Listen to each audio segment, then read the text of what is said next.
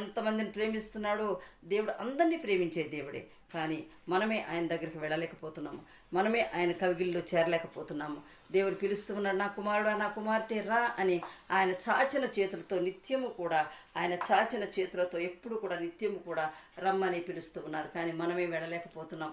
ఈ యొక్క చెడు కార్యకలాపాల్లో ఉండిపోయి, చెడు ఆలోచనలు, చెడు తలంపులతో ఉండి మనం ఎన్నో రకరకాలుగా మనము ఈ విధంగా బాధపడుతూ ఉన్నాం. కాబట్టి అలా కాకుండా దేవుని యొక్క బిడ్డలుగా మనం జీవించాలని, దేవుని విశ్వాసంలో ఎదగాలి అని. మరి ఈ బిడ్డ, ఈ కుమార్తె మరి 12 సంవత్సరాల నుంచి రక్తస్రావం కలిగింది అంటే ఎంత వాసన వస్తుండొచ్చు, ఎంత బాధపడి ఉండొచ్చు.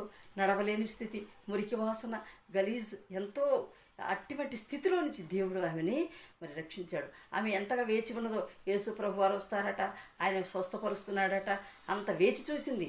12 సంవత్సరాల నుంచి ఎక్కడ ఎన్నెన్ని చోట్ల తిరిగినా ఆమె బాగుపడలేదు. కానివ్వండి, మరి ఎన్నో మందులు వాడిండొచ్చు, విసిగెత్తిపోయి కూర్చుని ఉండొచ్చు బిడ్డ. ఇక నేను కాదు, అట్లా కాదు, నజరేయుడగు యేసు వస్తాడట, ఆయన దగ్గరికి వెళ్తా నేను.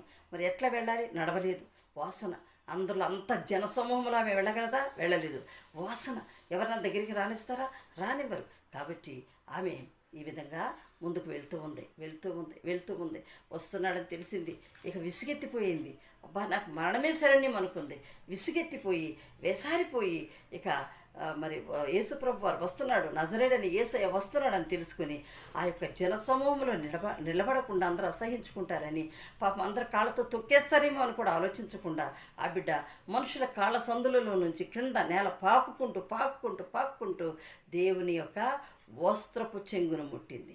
చూడండి, ఆమె విశ్వాసం ఎంత గొప్పది, ఆమె విశ్వాసం ఎంతో గొప్పది.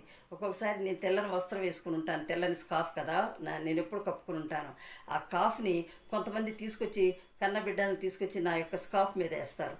అమ్మ, నీ మీద వేస్తున్నానమ్మా అని. దేవునికి స్తోత్రం కలుగును గాక. దేవుని వస్త్రపు చెంగు ఎంతో ప్రశస్తమైనదండి, దేవుని యొక్క నామములు ఎంతో ప్రశస్తమైనదండి. కాబట్టి మనము ప్రతి విషయంలో కూడా మరి దేవుని ముందుకు పెట్టుకోవాలి. ఆ బిడ్డ ఏం చేసింది? అందరి కాళ్ళ సందుల్లోంచి తప్పించుకుంటూ వెళ్ళిపోయింది. ఆఖరికి ఎట్లయితే ఆయన వస్త్రపు చెంగును పట్టుకోవడంగానే ఆమె స్వస్థత కలిగింది. ఆమెలో ఒక్క రక్తపు బొట్టు కూడా ఆమెకి అవ్వటం లేదు. అబ్బో, యేసయ్యానికి స్తోత్రం. అద్దుగో ప్రభు వెంటనే వెనుదిరిగి, ఎవరో నన్ను ముట్టారు, ఎవరో నా వస్త్రపు చెంగును ముట్టుకున్నారు, నాలో ప్రభావం బయటికి వెళ్ళింది, ఎవరు అని అడుగుతుంటే ఈ స్త్రీ చాలా భయపడిపోతూ వణికిపోతూ ఉంది.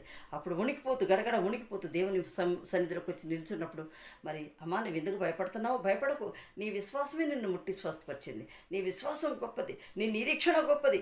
మరి మనం కూడా ఎన్నో విషయాల్లో ముందుకు సాగుతూ ఉన్నాము.